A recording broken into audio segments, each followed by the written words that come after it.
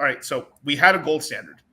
Then you used to be able to turn your dollars at the bank for gold, for actual pieces of gold. Well, a dollar of gold was a dollar of gold, whatever the weight amount was, right? Then the 1920s happened. A lot of people got very rich. It crashed. It sent everything to depression. A lot of the guys who got very rich with the stock market, which were mostly in telecom, which was radio, railroads, and it was basically whatever the technology companies at the time were. It was mostly radios. People got really rich on radio stations, radio companies, and railroads, and then infrastructure companies. People made fortunes on that. That's where all the money was made in the 1920s, and a couple Ponzi corporations. You got the Rockefellers, you got your JP Morgans of the world, getting all sorts of stuff. So me and Charlie back in the day, in the Charles Ponzi era, we were past lives. In our past lives, we were wheeling and dealing. I was somewhere in Mexico, somewhere, wheeling and dealing in the Mexican stock exchange, making fortunes in pesos, making money for the revenge of Santa Ana, right? But so we're making all this money, and then me and Charlie get an idea. Yo, the economy crashed. The price of gold is really cheap right now. Let's start buying all the gold up. And so the big traders, all the people who made fortunes during the 1920s started buying all the gold up. And then guess what happened? A lot of these top traders would sometimes talk to it's just like, these best traders are getting hired. It's like, if you're the best of a profession, you're getting hit up from celebrities. You're getting hit up by people who possibly work for three-letter agencies, people who work for other governments. The Chinese didn't exist back then, but back then there was the fucking French. The French, America wouldn't have been quite as good as it was without the French. With Bonaparte, yeah.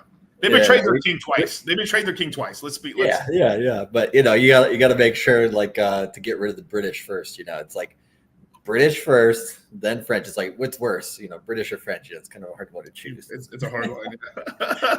No offense. I'm talking about the governments, right? But I've heard the same about Americans. But it's crazy.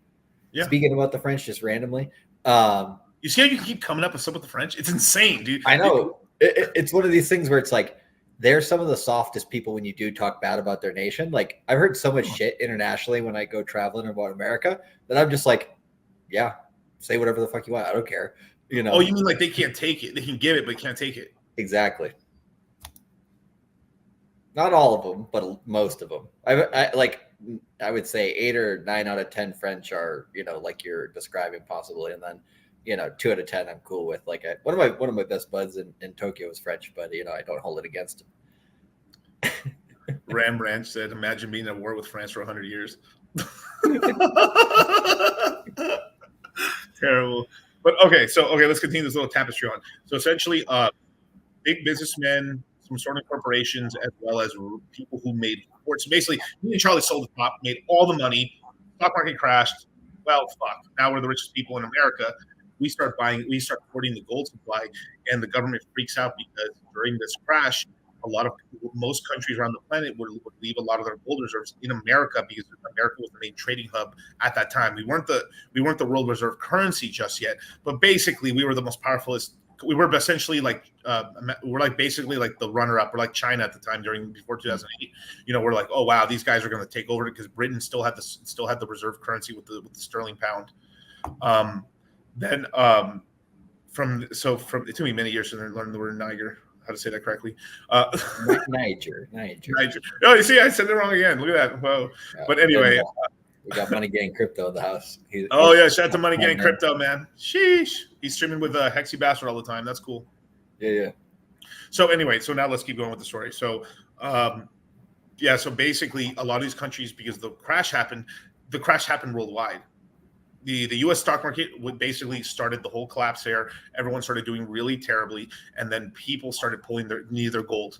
They needed their gold, and so they started pulling their gold. The United States started saying, "Where's all our gold at?" Well, it was bought a lot of. So there was basically run on banks on gold and stuff, and it started basically by these very rich people who made fortunes during the 1920s or Roaring 20s, and there is a very lightly discussed period of the 1930s where basically this is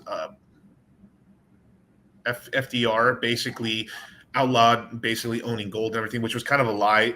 They didn't really compensate gold from normal people. What they effectively did is they started murking and killing. There's a lot of weird deaths that happened with a lot of these rich stock guys, where effectively they killed them and took their gold. Is what happened, and then filled up the coffers again, and then the gold run stopped in America, and we were good, basically. Very, very, very not talked about in history, but that is something that happened. Well, and that's one of the most important things, I think, when people are learning about, stacking money, generational wealth, and all that stuff, especially if it's your second cycle or the end of your first cycle in crypto, right? Which is when you have money, you got to protect it. You are your own bank, right? And what's the way that people, like, the last way people always lose money, right? Somebody takes it from them, right? Yeah. So people might be like, oh, some of those things won't happen again. Well, it's like, they just put CZ in for 4 years. They're trying to take Roger Ver out of Spain and bring him back to America and all this shit. And it's just like, they call McAfee in Spain too. Yeah.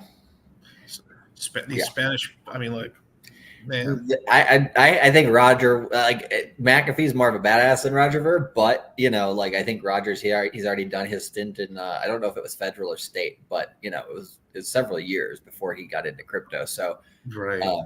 It was like for selling firecrackers or some bullshit, it was I mean, it was like selling firecrackers. It was explosive ingredients or something like that, but it was, I don't know the details, but like I've met him in person several times, and I'm like, I don't wish that shit on anybody. I know there's a lot of people that hate, out here because of Bitcoin Cash and all that. I'm just like, no. Yeah. Like he's also already gotten rid of his U.S. citizenship, everything. I'm like, they'll come after anybody, bro. Yeah. Because he wasn't a U.S. citizen, and then they still extradited him back to the States. How? For taxes? Like how? What? He paid. He's gone, right? What are you talking about? Like he's not a citizen anymore. Crazy. But the organized crime unit. I mean, the United States government. But yeah. And yeah, my man here is actually correct. After stealing it all, they doubled the price of gold. This is correct. They artificially kept the price of gold low.